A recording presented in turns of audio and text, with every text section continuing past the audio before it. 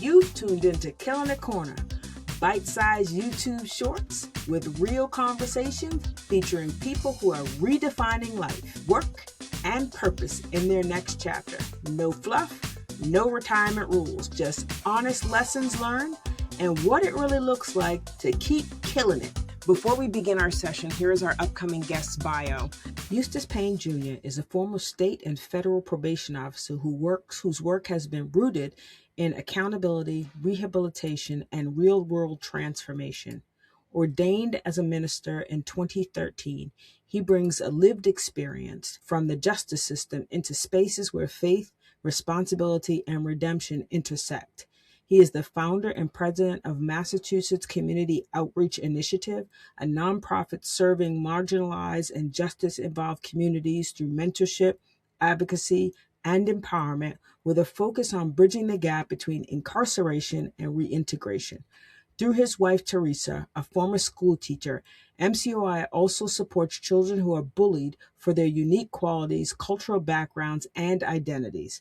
Eustace is currently preparing to publish a book this year that draws from his ministerial experience with the Massachusetts Department of Corrections, offering an unfiltered look at faith beyond walls, the limits of institutional religion, and the power of pursuing God in the most unlikely places. Hey, welcome back to Killing It Corner. On this episode, I am welcoming Eustace D. Payne Jr. And if you see any resemblance, he happens to be my big brother. But I brought him on the show because I think he has a story that will be of interest to those who are retiring, but it's not necessarily something you've planned out for years. So welcome, Eustace.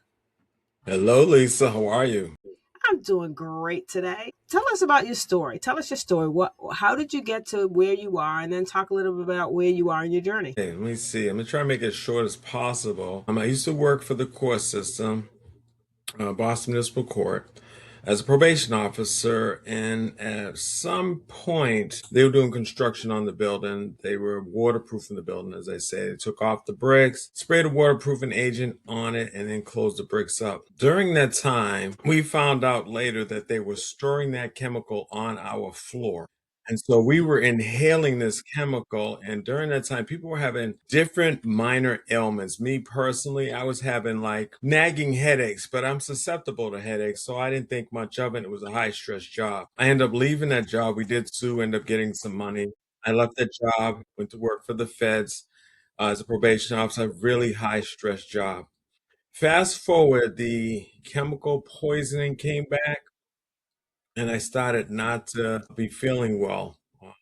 I ended up having to sleep a lot. The stress of the job also was getting to me, and so it got to a point where I could no longer deal with the stress. I had to leave the job, and I left the job. And shortly thereafter, a friend of mine told me that physically, I wasn't doing well. I was not doing as well. So I went and got checked out. Come to find out, I was diagnosed with chronic fatigue from the chemical poisoning. I have to make sure I take care of myself. I can't have long days. My days tend to be, in terms of productivity, six hours would be tops. And then I have to make sure I sleep. So I learned the hard way. I had 10-hour days, 3 days in a row. And by the fourth day, I nearly passed out. And I was in the bathroom and then when I came out of the bathroom, I could feel myself going. I literally crawled back to my bed to keep from passing out. And I proceeded to sleep 16 hours for the next 3 days. And that was the last time I tested my system. Mentally, because of the stress of the job, they also referred me to a counselor, psychiatrist, and she diagnosed me with depression. So now I have the depression, I have the health short-term, time up. Also, from time to time, if I don't sleep, I can feel very, very sluggish, like the chemicals are taking over. I have some specific foods that I can take that help, push any toxins out of my body. Raw broccoli is the number one thing. As I just started eating raw broccoli, and then I just start belching like a horse. But the toxins are coming out and I start to feel better quickly. So that's the short version of how I got to where I am now. So yes, I was, given disability, but the first thing I worry about in disability is making sure I still had something that I was hungry for, a purpose. Sometimes you hear stories of people collecting a check and then they lose their drive. And Right. that's what I was concerned about that, but I really shouldn't have been because of my personality. I started finding something, some way to be productive and actually started a nonprofit. And you'll probably think I'm crazy. A nonprofit working with the same clientele that I worked with when I was a state and federal probation officer. And the only way I can explain it to you is I have a lot of negative, crazy stories in my head. And so the nonprofit was a way of counteracting the stories by having some good stories in my head. So it sounds great that I started a nonprofit, altruistic, but really it was a personal thing that I needed to balance off what was going on in my brain. And so that's where I started the nonprofit, gave me purpose, paid for some of my gas to travel. From there, I got my real estate license. So I am a licensed realtor. So I help people out, help friends out. And I recently wrote a book regarding my experiences with the criminal justice system. And I didn't say the nonprofit was designed to go into the prison and work with people. So I have so many stories of faith in prison that I put into a book. Hopefully, I said that quickly enough. No, that was great. It's a great backstory because oftentimes my guests are people who have stepped out of retirement and they're looking forward to that's great, whatever they're going to do, or they're trying to figure it out. And your story resonates because you didn't step into retirement with this great plan. You were forced into retirement basically because of health issues, and you're not alone. There are other people out there who they have to step away from the job, either their own health or someone else's. And so it's really important to recognize that retirement is different for every single person. There is no one retirement story and there's no one reinvention story. And so you took what could have been negativity completely about where you were headed and you turned it positive into something that works for you. Obviously, you're passionate about that group of people, or you wouldn't continue down that road. Really excited to hear about your book and to share the stories that are in it. Talk a little bit about when you stepped out of kind of the work environment, when you left the feds, and you're working and you realize that you're going to have to go on disability. What was that like in terms of your expectations? How were you challenged by that? So once I realized, first, it wasn't about me going on disability. First, it was recognizing that I was declining as a person. I was declining in what I knew about me. Mm-hmm. And so accepting that, especially when you're a highly motivated person and you hold yourself to a certain standard, you drive yourself, sometimes to the point of your own detriment, which I can understand now because that's what happened. At first came to accept the new me. Yeah. The disability confirmed that it was a new me. It wasn't going to be like, well, I'm strong enough, I can push through. They don't know what they're talking about. Nope. When the psychiatrist sat down with me, she started going over stuff that she was like saying, well, do you have problems with this? And I was like, yeah. Do you have problems with this? Well, yeah. And so I realized that she's basically calling out where I am Mm-hmm. at the time. So it's like, okay, you have to accept the new you. And that took a minute because disability, even though they approve you, still takes a while. So I guess in that time, I'm transitioning mentally and I'm starting with my counselor. And I've been in counseling for 9 years. And I would encourage anybody to go get counseling if you think you need it or you think you might need it or you just should go because you haven't been. So I've been with my counselor 9 years. And as we started to go through things, he started to help me make sense of a lot of stuff that was happening to me. And as he was making sense, I started building the blocks for the new me. Mm. And so as I started to build the blocks, I'm now repairing my mental path on what I was going to be next. And so, as I'm doing this, the idea popped in my head. It's like you have a ton of experience working with people that, have been incarcerated or arrested. How about if you continue to work with them, but this time instead of the system giving you the individuals to work with, you pick your own. And that's when I realized I could have a much higher success rate if I was able to pick the people I worked with. And that just gave me new drive. It actually rejuvenated me because I was no longer being dictated to by the system that would give me individuals that didn't want to change or individuals that were just there was too much damage for me to deal with. It needed so much more. Now I could pick people who could receive it, thrive in it, and we would build a relationship. And I have so many relationships now, Mm-hmm. gentlemen I met behind the wall. And so that gave me new purpose. And from there, I get to work with some lawyers, get the nonprofit up and running. I made relationships with people in the Department of Corrections. Chaplains recruited me to come in because honestly, I was the only one of color that would volunteer, especially as a man, to come inside. That resonated with a lot of guys on the inside. So that's where, when I found my new purpose, I suddenly changed gears and now it's full speed ahead, just at a slower, more conscious pace. So basically, you can look at it this way. I had the ability to go 90. Sometimes I would go 95 and almost 100. Now I can probably go 65, but I go 60. Right, but you're a consistent 60 now versus a 90 and then a 30, which Yeah.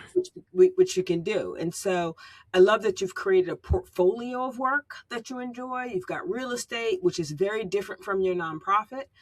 So two very different things. And then writing a book, so becoming an author, they're very different things. But that's your portfolio of where you're finding yourself and where you're finding what works for you. And so if you were to define what killing it looks like for you right now, what would you say?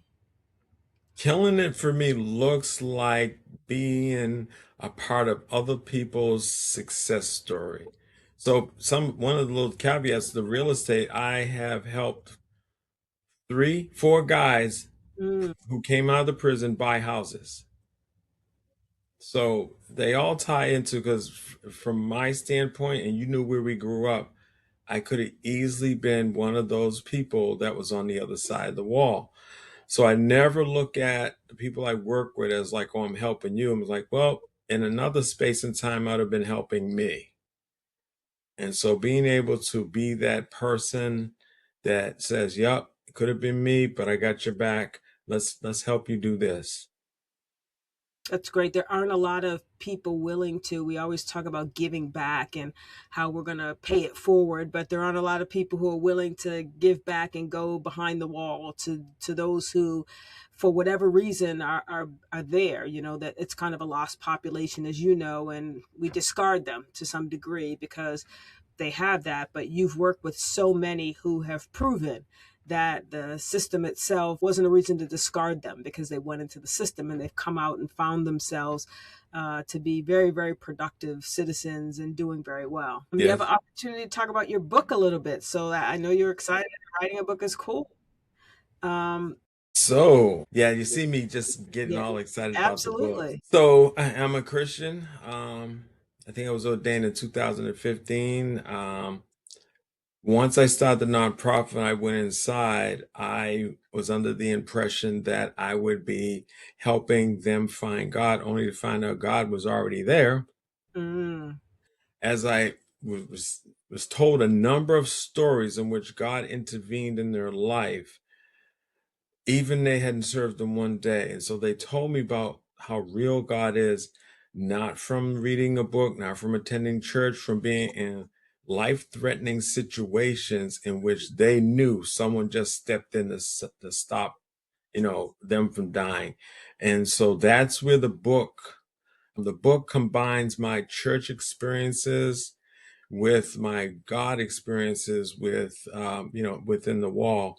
And so it's almost like discovering God in more places than we're used to seeing him. And I detail just some of the stuff that I learned about God. So as much as it's a book about prison, it's really a book about the depth of God. And that's the way I like to look at it. Mm.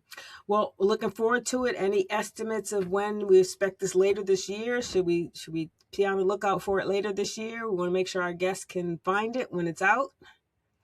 Well, we just finished the first draft, so I anticipate, probably wrongly, this summer. Okay. It'll be out this summer or somewhere within there. And somewhere within there. So wrapping it up, what advice would you give to somebody who their retirement picture or their end of work picture looks kind of like yours did, where it wasn't this big planned event, but it was an event that was caused by their health. That's a really easy question. The first thing I would suggest is you have someone you trust to talk to. Do not stay in your own head when you're going through traumatic experience, whether it's your health or someone else's health. It's a traumatic change in your life. And you absolutely need to have someone you trust to talk to because they need to help you navigate it and it'll help you get through some of the things in your head faster by Mm, talking it out. So, for those of you against counseling, you shouldn't be, but anyway, have someone you can talk to because you're going to have to put these pieces together and you're going to need someone who loves and cares about you enough to walk you through this because the biggest change is going to be emotional.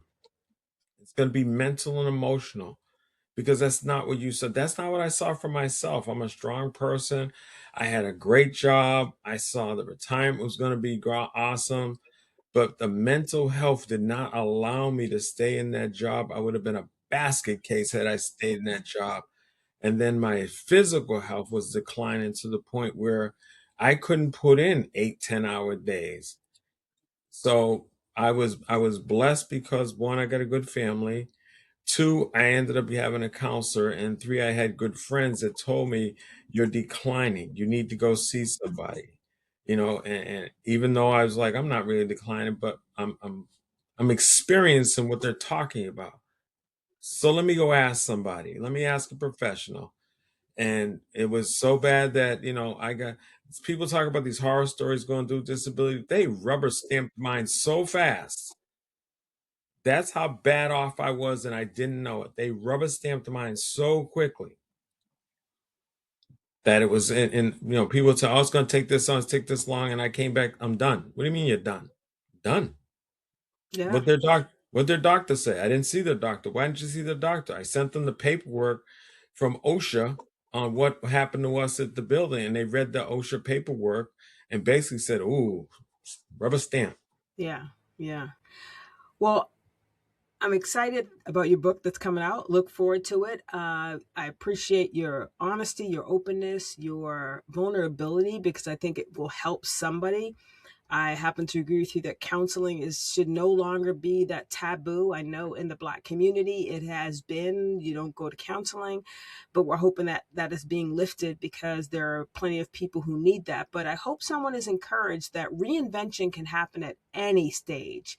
And so no matter where you are in your journey, no matter whether your journey ended because of health issues, yours or someone else's, there is some way you can reinvent yourself. You just have to figure it out. And as Eustace said, you have to redefine you. And what are those things that are really going to make you you again, even if it doesn't look like you thought it would? Eustace, thank you for joining me today. It's been a pleasure. All right, thank you, Lisa, and I'm so proud of you. Thank you, sir. Thank you.